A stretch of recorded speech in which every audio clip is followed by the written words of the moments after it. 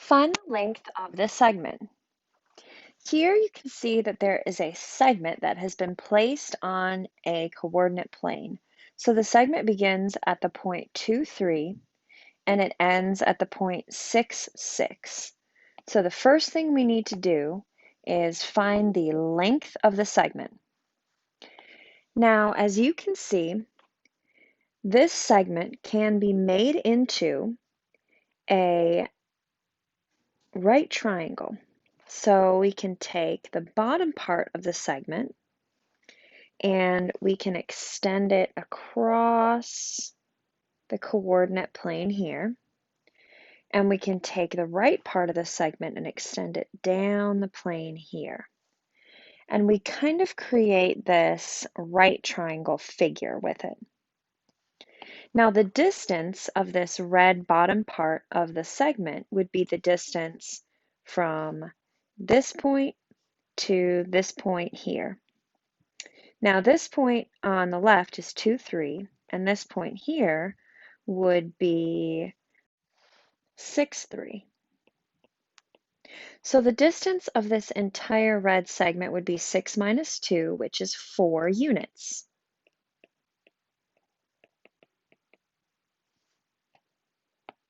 Now the distance of the blue segment would be the distance from this little dot up to this little dot, which would be 6 minus 3, which is 3 units. So effectively, if we make this into a right triangle figure, we could use the Pythagorean theorem, c squared equals a squared plus b squared, and we can find the length of the hypotenuse, which is really the length of the segment. So let's go ahead and do it. So a here would be 4 squared, and b here would be 3 squared if we make this a, if we make this b. That would become 16 plus 9.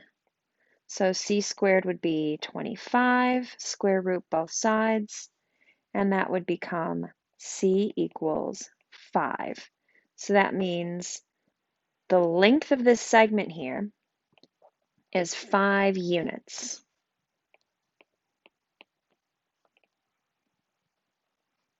So if we wanted to go erase everything that we had placed on this coordinate plane, we could just go ahead and mark this as being 5 units.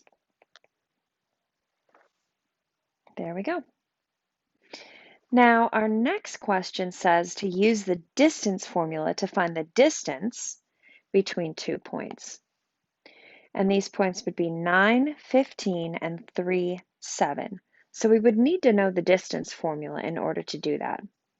And the distance formula is the square root of x2 minus x1 squared plus y2 minus y1 squared.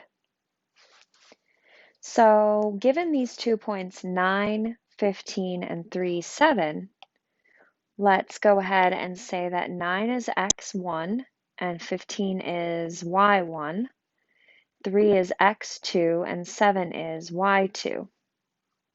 So the distance formula equals the square root of 3 minus 9 squared plus 7 minus 15 squared. 3 minus 9 is negative 6. 7 minus 15 is negative 8. So now we just reduce this to be distance equals 36 plus 64.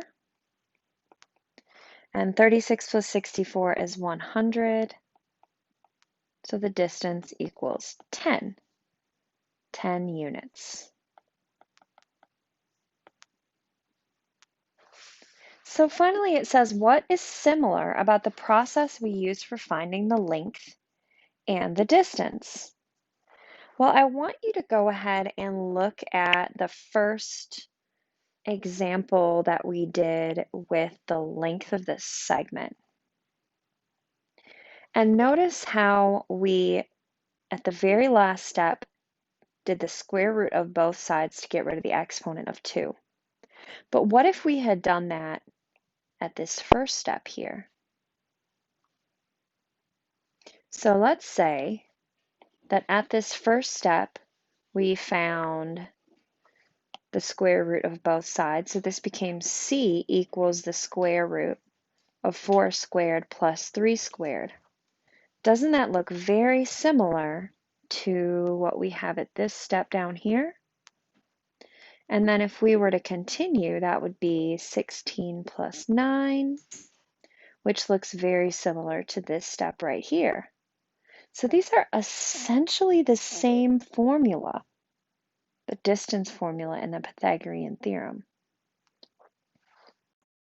The only real difference is that in the second example, where I said use a distance formula, we had points that we began with. But in the first example, where I said to find the length of the segment, we didn't begin with points.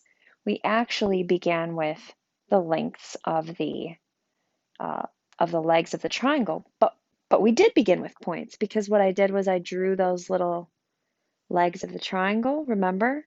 And we found the little points. And I said, that we needed to subtract to find those distances. And that's exactly what you're doing at this point right here in the distance formula. So what I would really like you to notice here is that the process of using the Pythagorean theorem and the process of using the distance formula are the same, because the distance formula is the Pythagorean theorem. The distance formula is derived from the Pythagorean theorem.